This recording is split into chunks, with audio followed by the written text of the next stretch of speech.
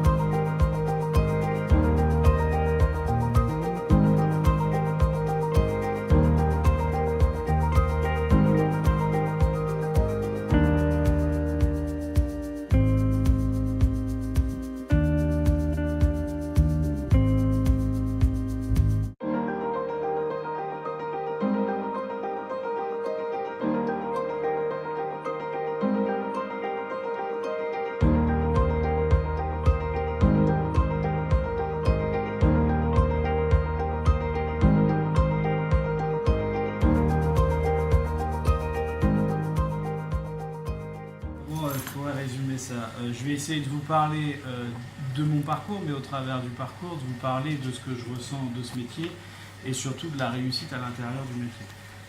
Parce que c'est important, l'un ne va pas sans l'autre. Mon parcours, il est tout simple. Je suis un ancien gamin scolaire, plutôt en échec scolaire, disons clairement les choses. Je me suis arrêté, j'étais en 5e.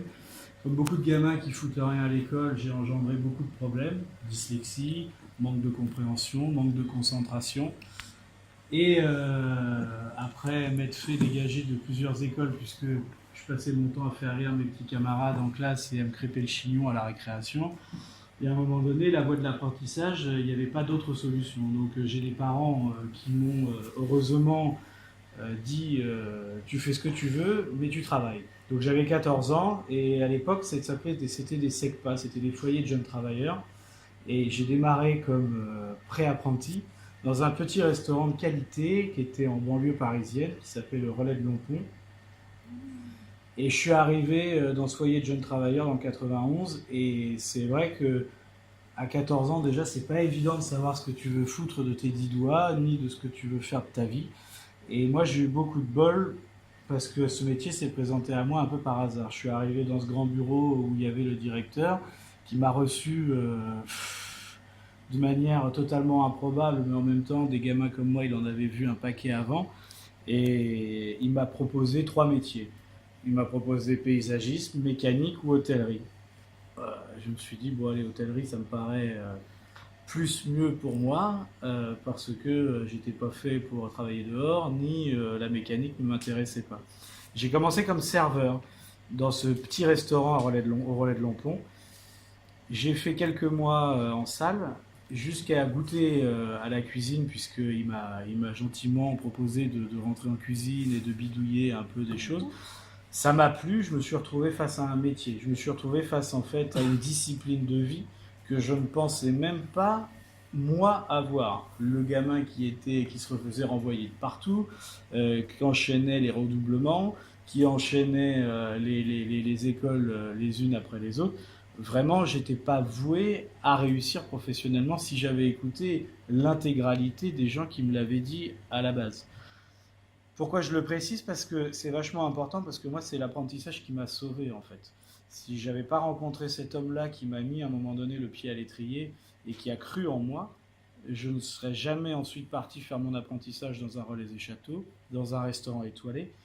Et tout s'est enchaîné comme ça. J'ai eu cette chance de ne pas pouvoir faire un seul CV de ma vie, puisque j'ai été passé de chef en chef. Donc j'ai fait ce pré-apprentissage au Relais de Lompont, l'apprentissage au Bas-Bréau à Barbizon, et ensuite j'ai été propulsé sur Paris. J'ai vécu 15 ans sur Paris, Et quand je suis arrivé sur Paris, j'ai commencé au crayon, puisque c'est mon ancien patron qui m'y a placé. Et, et je suis rentré dans la galaxie Robuchon, en fait. Et j'ai travaillé pour Monsieur Robuchon pendant plus de 10 ans à ses côtés. J'ai commencé comme petit commis, hein, et jusqu'à finir second. Et puis après, j'ai pris ma première place de chef au bistrot du sommelier chez Philippe Forbrac. Mais moi, je ne vais pas vous parler de l'école ou de vous dire qu'il faut bien travailler à l'école ou qu'il faut étudier ses leçons. Je ne me permettrai pas de le dire. Maintenant, la seule chose que je peux éventuellement dire, c'est franchement, faites-moi confiance. Rouvrir les cahiers à 18, 20, 25 ans, ça fait chier quand même. Si vous avez minimum les bases scolaires, c'est bien. Mais c'est pas non plus parce que vous êtes le premier de la classe que vous serez forcément celui qui réussira le mieux. Voilà, il faut arrêter avec ce discours-là. Aujourd'hui, on a besoin de jeunes artisans, on a besoin de jeunes travailleurs, on a besoin de jeunes qui veulent y aller, tout simplement.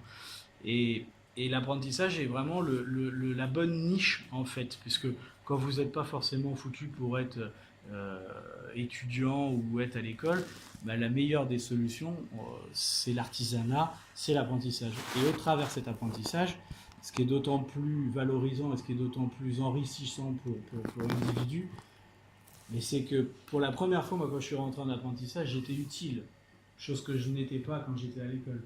J'étais utile et je servais quelque chose et surtout j'apprenais un métier. Et il n'y avait pas d'histoire de classe sociale, de qui on était, d'où on arrivait. La vérité, elle est au pied du mur. La vérité, elle est tout simplement, peu importe d'où tu arrives, qui tu es, si tu es tout simplement un gamin qui aime ce métier et qui a envie de s'en sortir, tu vas t'en sortir. On manque terriblement d'artisans. Vous avez, moi c'est ce que je pense, un boulevard pour à la réussite de demain dans ce métier. Un boulevard. Et que ça soit le boucher, le pâtissier, le cuisinier, le fleuriste, on manque considérablement de gens qui savent faire. Voilà, tout simplement. Mais l'apprentissage, moi, pour le coup, m'a vraiment sauvé, quoi. Et puis ça m'a appris, cette famille robuchonienne que j'ai rencontrée, m'a appris la rigueur, m'a appris le travail, m'a appris à arriver coiffé, rasé, propre. Voilà, toutes ces choses que je n'arrivais pas à trouver quand j'étais gamin, je les ai rencontrées chez mon maître d'apprentissage. Alors c'est sûr, ça passe par des heures, hein, on va pas se mentir. En restauration, il est rare de faire 35 heures par semaine. On va pas se mentir. Mais les heures ne sont rien à partir du moment où vous êtes dans quelque chose qui vous plaît, tout simplement. Et l'idée de finir son travail, peu importe l'heure qu'il soit, je pense que c'est bonne œuvre, quoi. Voilà. Et c'est là-dedans qu'il faut aller.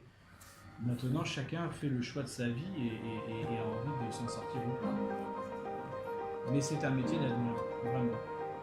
Un vrai métier d'avenir. Comme plein des